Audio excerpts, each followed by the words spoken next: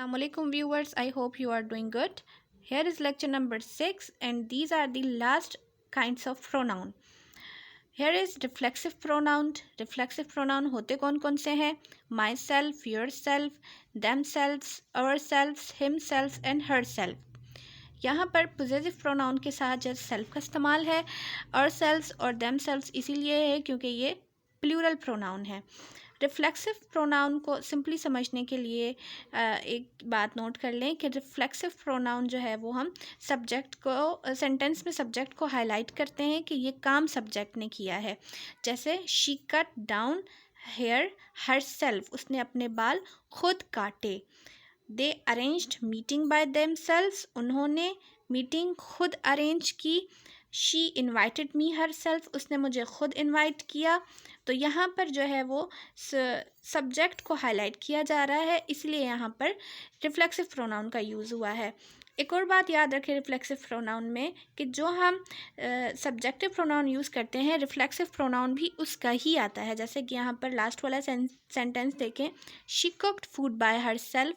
अब यहाँ पर हम हिमसेल्फ नहीं लगा सकते वरना सेंटेंस हमारा इनकरेक्ट हो जाएगा। यहाँ पर शी है तो हम उसी का ही रिफ्लेक्सिव प्रोनाउन यहाँ पर यूज़ करेंगे।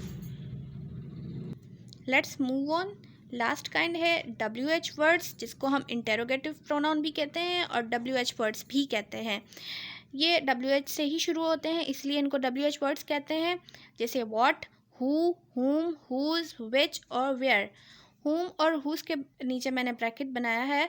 हुम जो है वो पीपल के लिए इस्तेमाल होता है, हुज जो है वो चीज़ों के लिए और पीपल दोनों के लिए इस्तेमाल होता है।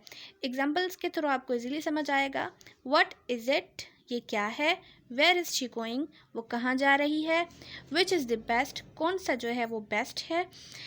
यहाँ पर एक और बात मैं करना चाहूँगी कि व्हाट के बाद जो हमारा सेंटेंस का पार्ट होता है वो भी इंटेरोगेटिव में ही होता है।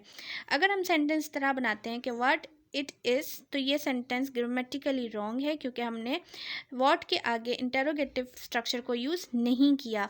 अब यहाँ पर अगर मैं वेयर को रिमूव कर दूँ या वेयर को मैं हाइड कर दूँ तो ये वाला सेंटेंस देखें कि इज़ शी गोइंग जो सेंटेंस है वो इंटेरोगेटिव है प्रेजेंट कंटिन्यूअस में।